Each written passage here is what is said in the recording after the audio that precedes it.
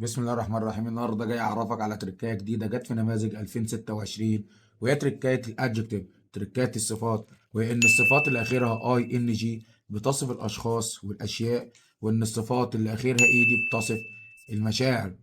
ده سؤال جه في النماذج، وخاصه في النموذج الثالث في 2026. The movie was I almost fell asleep.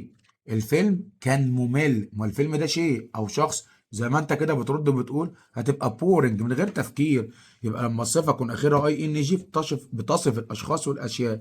الصفات الاخيره ايه دي بتصف المشاعر. طب الفيلم، لا، ما هو الفيلم شيء يبقى اخره اي ان جي. طب اي واتشد باد فيلم يسترداي، انا امبارح اتفرجت على فيلم كان سيء جدا. اي فيلت، ايوه انا شعرت، يبقى دي مشاعر. يبقى صفه اخرها ايدي تبقى بورد، زي ما انا بقول لك كده وزي ما انت بترد وتقول عليا.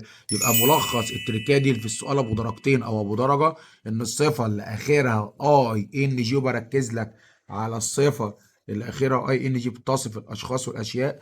الصفات اللي اخرها اي دي بتصف المشاعر.